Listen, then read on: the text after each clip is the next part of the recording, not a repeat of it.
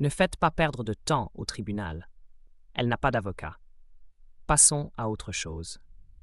C'est ce que le procureur avait lâché avec un sourire en coin, sans lever la tête de ses papiers, comme s'il répétait une réplique déjà servie 1000 fois. On traînait alors l'ancienne femme dans la salle d'audience, menottée, les épaules affaissées, la chemise encore tachée de sang séché là où ses côtes avaient frotté contre le bitume. Elle ne parlait pas, ne protestait pas, et pourtant elle dégageait quelque chose de déroutant. Pas de la résignation, non, mais une espèce de calme insondable. Elle s'assit simplement au banc de la défense, seule, droite mais silencieuse. Elle n'avait personne à ses côtés. Pas de famille dans la salle, pas d'amis, juste quelques murmures dans le public et le bourdonnement indifférent de la climatisation. Jusqu'à ce que les grandes portes à l'arrière de la salle s'ouvrent brusquement. Les gonds grincèrent comme dans un vieux film. Un homme en uniforme militaire impeccable entra, les talons claquant contre le sol de marbre avec une précision qui fit taire tout murmure. Sa posture était raide, presque cérémoniale, et chaque médaille sur sa poitrine semblait peser comme une histoire qu'il portait avec fierté. Il ne regarda ni le juge, ni le public. Il marcha droit, le visage impassible, et s'assit à côté de la vieille femme. Sans lui adresser un regard complice ou affectueux, il posa calmement une main gantée sur la table et dit d'un ton solennel : « Madame, si vous croyez que l'honneur ne vieillit jamais, alors restez debout avec honneur. » Il ne s'agissait pas d'un discours. Il s'agissait d'une déclaration. Une sorte de serment silencieux. Louise Aubert, 66 ans, avait autrefois dirigé un peloton médical en pleine zone de conflit, loin de son Alsace natale. Des zones trop brûlantes pour figurer dans les communiqués publics, trop complexes pour les documentaires. 30 ans plus tôt, son nom figurait dans des rapports confidentiels, dans les marges de lettres de recommandation, dans des journaux personnels de soldats qu'elle avait soignés. Aujourd'hui, il n'apparaissait plus que sur un dossier judiciaire jauni, entre les mots « obstruction » et « résistance à l'arrestation ». Après qu'elle ait tenté de défendre une sans-abri devant un foyer municipal, face à un agent de sécurité un peu trop zélé, un peu trop jeune, un peu trop sûr de son autorité. Aucun média local ne mentionnait sa médaille de bronze, remise pour acte de bravoure. Aucune image de ses états de service, de ses années à enseigner les premiers secours à des jeunes de 20 ans tremblants. Rien non plus sur les cauchemars qui la réveillaient encore, ni sur les éclats d'obus qu'elle portait dans la hanche gauche, comme une signature gravée par l'histoire. Ils avaient montré une photo d'identité judiciaire, un visage tuméfié, le front fendu, l'œil gauche gonflé, sous le titre racoleur. Une clocharde attaque un agent devant un refuge pour femmes. Une ligne, quelques mots, suffisant pour effacer toute une vie. La vérité ? Louise s'était interposée entre un garde nerveux et une femme apeurée, souffrant de stress post-traumatique. Le garde criait, menaçait, l'accusant d'avoir enfreint l'heure du couvre-feu. Louise avait reconnu cette panique, ce regard figé et vide qu'elle avait déjà vu dans des campements de fortune, dans des fossés remplis d'hommes en état de choc, dans des tentes de toile sous des cieux déchirés. Elle n'avait même pas levé les mains. Elle s'était juste glissée entre eux, bras ouverts, paumes tendues, parlant d'une voix douce, celle qu'elle utilisait autrefois pour calmer les jeunes recrues blessés. Mais lorsque les policiers étaient arrivés, ils n'avaient pas posé de questions. Ils avaient vu une vieille femme en vêtements défraîchis, un agent de sécurité affirmant avoir été agressé, et ils avaient réagi comme des machines, impulsion, contrôle, neutralisation. Ils l'avaient aussitôt tasée. Elle s'était effondrée, ses genoux frappant le sol avec un bruit sec, et on l'avait traînée jusqu'à la voiture, comme un paquet encombrant. Le rapport disait qu'elle avait bousculé un garde, refusé d'obtempérer, résisté à l'arrestation. Elle n'avait rien nié, pas un mot. Personne ne lui avait demandé pourquoi elle s'était trouvée là. 3 jours plus tard, elle se retrouvait seule dans cette salle d'audience, les poignets encore rouges là où les menottes avaient laissé leur marque. Aucun proche à appeler, personne pour témoigner. Son avocat, commis d'office, un homme jeune et débordé, avait abandonné la veille, laissant derrière lui quelques phrases sur un accord de plaidoyer et un dossier qu'il n'avait manifestement jamais lu. Il avait disparu comme on quitte un train en marche sans même se retourner. Le procureur, vêtu comme pour une émission de télé, feuilletait ses dossiers avec une suffisance tranquille. Elle a eu une offre, 90 jours. Peut-être qu'elle l'a oublié. Sa voix suintait le mépris poli, celui qu'on réserve à ce qu'on croit insignifiant. Le juge soupira, manifestement agacé. Elle réajusta ses lunettes et tapota son micro. « Madame Aubert, comprenez-vous les accusations? Avez-vous un avocat ?» Louise ne bougea pas. Son regard était resté accroché au drapeau tricolore derrière la juge. C'était la seule chose dans cette pièce qui lui inspirait encore confiance. Pas les murs stériles, pas les bancs vernis, pas les visages. Le drapeau, les couleurs. L'idée que quelque part, quelque chose de juste pouvait encore exister. « Madame Aubert » insista la juge. Puis, les portes s'ouvrirent. La salle se retourna comme un seul homme. Un officier haut gradé entra, un signe argenté sur l'épaule, rangé de médailles sur la poitrine, une détermination tranquille dans le regard. Le colonel Rémy Duval, toujours en service, décoré, respecté. Il s'avança sans mot dire vers Louise, prit place à ses côtés, ajusta son uniforme avec soin et déclara assez fort pour que la première rangée l'entende. « Vous m'avez tout appris, adjudante-chef. On n'oublie pas ça. » Un murmure parcourut la salle. Le juge leva un sourcil, le stylo arrêté dans sa main. Le procureur perdit son sourire pour la première fois. Il y eut comme une onde de choc silencieuse dans la pièce. Ceux qui l'avaient jusque-là regardé avec dédain redressèrent légèrement la tête. Des chuchotements s'élevèrent du fond de la salle. Certains reconnaissaient Duval, l'avaient vu décoré à la télévision ou lu son nom dans les journaux militaires. Un colonel en exercice, dans une salle d'audience municipale, ce n'était pas courant. Encore moins pour soutenir une inculpée. « Colonel, que faites-vous dans cette salle ?» demanda la juge, son ton oscillant entre surprise et prudence. « Je me tiens aux côtés de la femme qui m'a sauvé la vie, » répondit-il calmement. « Elle n'est pas seule aujourd'hui, et elle ne le sera plus jamais. » Le procureur bondit de son siège, le visage empourpré. « Votre honneur, c'est irrégulier.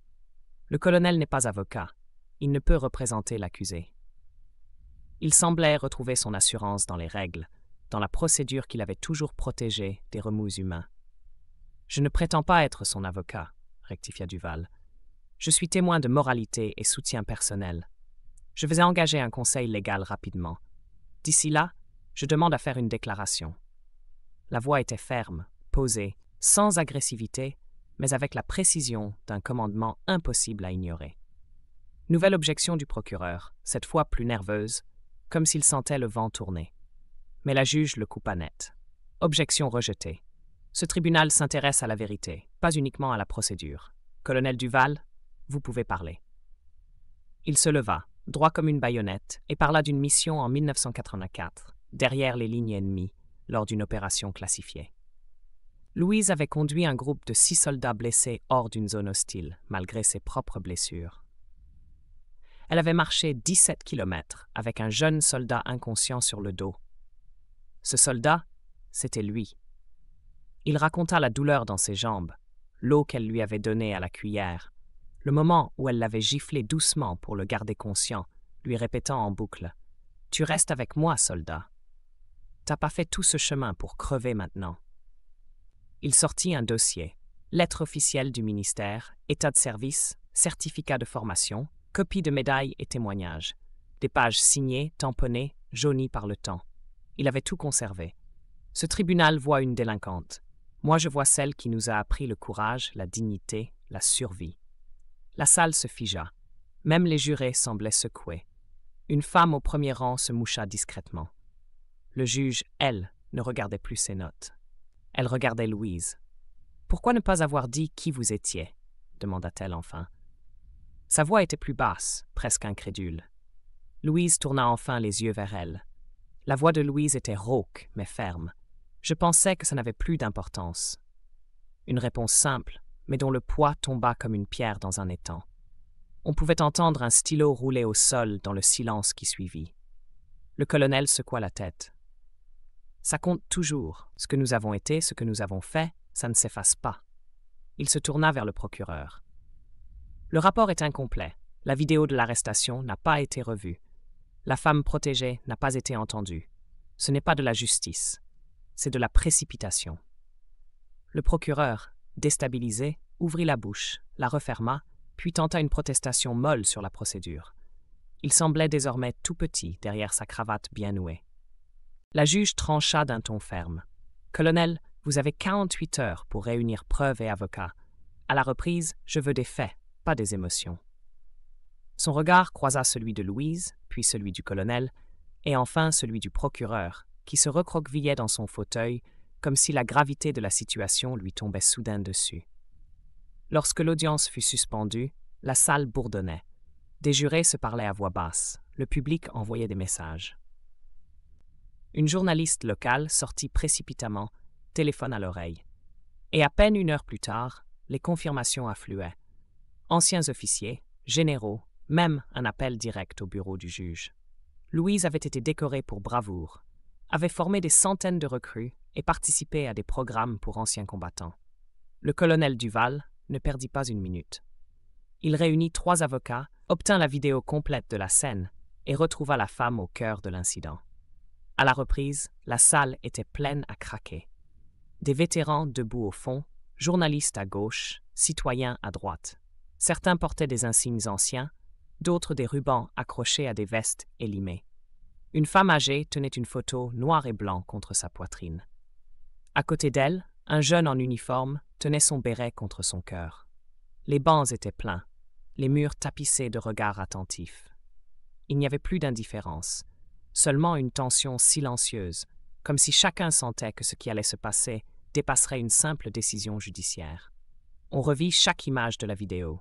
Aucun son au début, juste les images. Louise s'approche lentement, les mains ouvertes. Le garde lève la voix, pointe le doigt. Elle ne recule pas. Elle se place entre la femme recroquevillée et le garde nerveux. On voit ses lèvres bouger, des gestes lents, apaisants. À aucun moment elle n'est agressive, aucun coup porté, pas même une parole dure. Le son est activé. On entend enfin ce qu'elle disait. Elle fait une crise. Laissez-la respirer. Donnez-lui de l'espace. Louise n'était pas agressive. Elle parlait calmement, se plaçait entre la femme et le garde. Duval, debout près de Louise, désormais vêtu d'un tailleur simple mais propre, sans tache ni pli, fit un pas vers le micro. Sa voix était posée, mais sa mâchoire trahissait l'émotion. « Elle remplissait encore son serment, dit-il. Protéger ceux qui ne peuvent se défendre. Ce n'est pas écrit dans un manuel, c'est ancré dans la peau. » Le garde, désormais présent dans la salle, se leva à la demande de la juge. Visiblement mal à l'aise, il s'éclaircit la gorge. J'ai crié, oui. J'étais stressé, il y avait du monde dehors. J'ai paniqué. Mais non, elle ne m'a pas frappé. Elle ne m'a même pas touché. Elle disait seulement, elle fait une crise, laissez-la respirer. Un murmure parcourut la salle. Puis la femme elle-même, celle que Louise avait protégée, fut appelée à la barre. On l'aida à marcher. Elle tremblait, les doigts serrés autour d'un mouchoir en papier. Mais sa voix, lorsqu'elle parla, était d'une clarté presque irréelle. C'est elle qui m'a aidé. Elle savait ce que je vivais. Elle m'a aidé à respirer. Personne d'autre n'a su quoi faire. Pas même moi. Elle est restée. Une larme roula sur sa joue, mais elle ne baissa pas les yeux. Silence. Pas un bruit. Même les crayons des greffiers semblaient figés. Le juge prit une profonde inspiration, les yeux posés sur les documents devant elle, puis sur la vieille femme à la barre. « Accusation classée sans suite », déclara-t-elle d'une voix ferme. Puis elle fixa Louise avec une intensité nouvelle. « Ce tribunal vous présente ses excuses.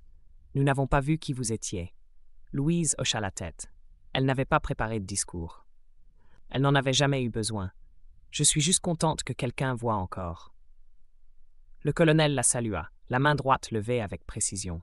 « Maintenant il voit, madame. » Le procureur s'approcha, le visage tendu mais sincère. « Je me suis trompé, dit-il, tendant la main. » Louise la serra sans hésiter. « On se trompe tous parfois. Ce qui compte, c'est ce qu'on fait après. » Dehors, des applaudissements éclatèrent dès la sortie du tribunal. Certains étaient sincères, d'autres simplement soulagés de voir l'affaire close, sans scandale majeur ni une de journal compromettante. Les téléphones filmaient en silence, les regards cherchaient des indices sur son visage. Louise, droite malgré la fatigue, sortit sans mot dire. Un enfant s'approcha d'elle, tenant la main de sa mère. Il leva les yeux, hésitant, avant de murmurer « Mon papa est soldat. » Il dit que vous êtes une légende. » Louise, malgré les douleurs dans les genoux, se pencha lentement, comme on se penche vers un souvenir douloureux. « Dis-lui que j'ai juste fait ce qu'on m'a appris. Veillez les uns sur les autres. Ça n'expire jamais. » Les jours suivants furent calmes, mais lourds de courriers, d'appels, de lettres griffonnées à la main par d'anciens compagnons d'armes ou des inconnus qui lui parlaient comme si elle avait réveillé quelque chose de profondément enfoui. Elle répondit à chacun, pas toujours avec des mots, parfois avec un simple dessin, une citation, un silence partagé. Quelques jours plus tard, elle reçut une médaille de la ville. La cérémonie fut modeste, à l'image de ce qu'elle avait toujours été. Pas de fanfare, pas de ruban coupé, juste un maire ému, quelques anciens, et cette salle municipale où la peinture s'écaillait légèrement au plafond. Mais le silence qui régna, lorsque son nom fut prononcé, avait plus de poids que tous les discours lus à voix tremblante. Elle monta sur l'estrade lentement, refusa l'aide d'un adjoint et prit la médaille sans solennité. Elle l'accepta au nom de ceux qu'on oublie.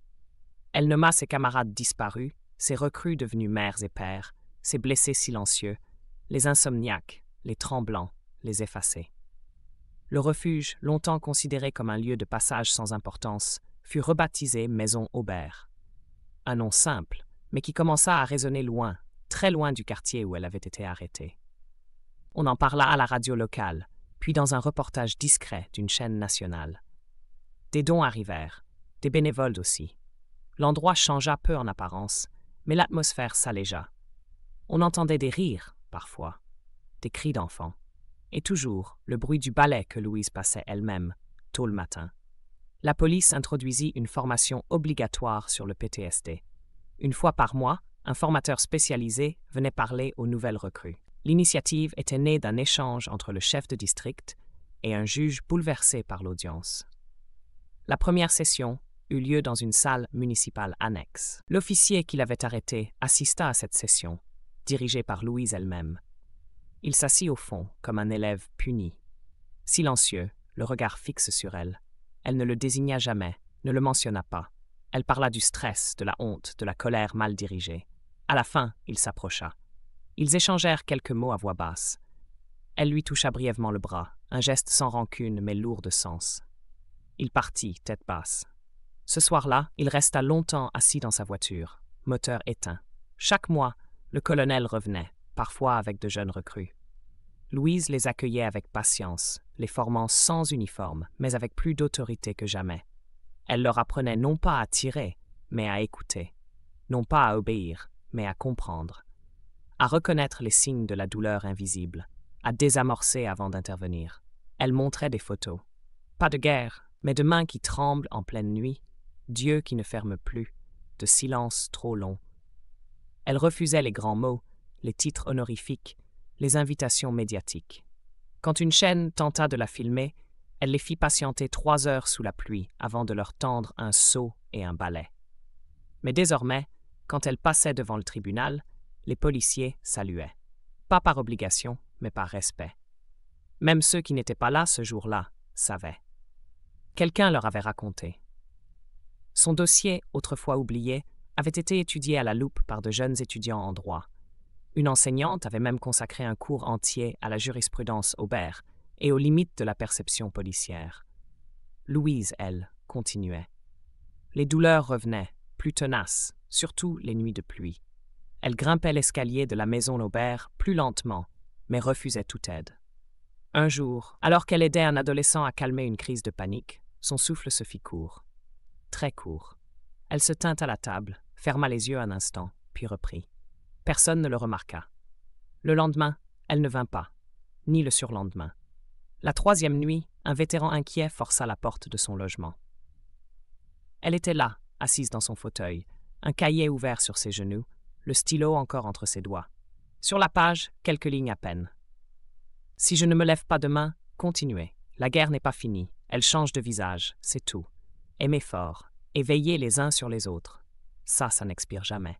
Louise. » Ses obsèques furent tenues dans la cour du refuge. Pas de cercueil luxueux, pas de musique enregistrée. Juste des voix brisées, des silences partagés, des regards levés vers le ciel. Le juge était là. Le maire aussi. et même l'officier, en civil, un bouquet de fleurs sauvages à la main. Quelques semaines plus tard, une plaque fut posée à l'entrée de la maison Aubert. Elle portait une phrase, gravée dans le métal.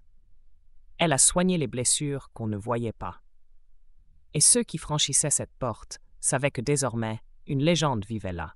Pas une légende de guerre, mais de paix. De celle qui change les gens. En silence.